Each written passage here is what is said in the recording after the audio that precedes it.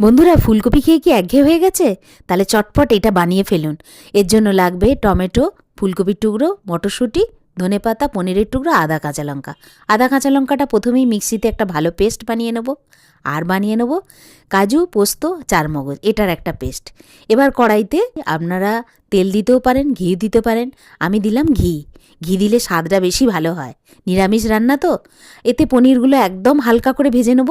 নিয়ে একটা গরম জলে নুন দিয়ে আর এই পনিরগুলো ভিজিয়ে রাখবে। এতে কী হয়, পনিরটা একদম সফট হয়ে যায়। কড়া গরম হয়ে গেছে, কড়াইতে দিয়ে দিলাম সর্ষের তেল। আপনারা চাইলে সাদা তেলেও করতে পারেন।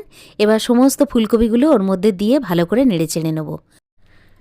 ফুলকপিগুলো এবার দিয়ে দিলাম। আর ফুলকপি ভাজার সময় একটু নুন দিয়ে দেবো। ভাজার সময় নুন দিলে সবজির ভেতর নুনটা খুব সুন্দর ঢুকে যায়, ওই জন্য ভাজার সময় নুন দিয়ে দিলাম।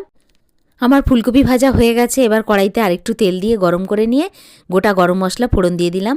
গোটা গরম মশলাটাকে বেশ অনেকক্ষণ ধরে নাড়াছেড়ে নিতে হবে, যাতে গন্ধটা খুব সুন্দর ওঠে।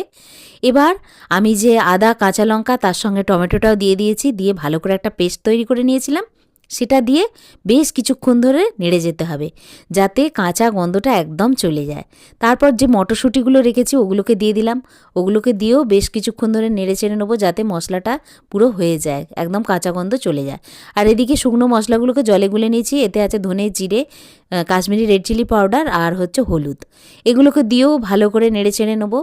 নাড়াচাড়া হয়ে গেলে সমস্ত যে পনির আর ফুলকপি ভেজে রেখেছিলাম সেগুলোকে তুলে দিলাম, দিয়ে ভালো করে নেড়ে চেড়ে নিলাম।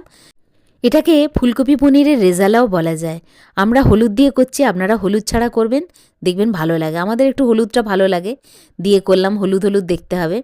আর দেখুন আমার কষা হয়ে গেছে। এবার দিয়ে দিলাম ওই বাটা মশলাটা যে করে রেখেছিলাম না, কাজু, পোস্ত, চারমগজের, সেটা দিয়ে দিলাম। ওটা দিয়ে ভালো করে কষিয়ে নেবো। আমাদের বাড়িতে জানেন তো এটা খেতে সবাই খুব ভালোবাসে। এবার একটা পাত্রে গরম জল করতে বসিয়ে দিয়েছি। তরকারিতে গরম জল দিলে তরকারির স্বাদ কিন্তু অনেক বেড়ে যায়, সেই জন্য আমি সবসময় চেষ্টা করি গরম জল দেওয়ার।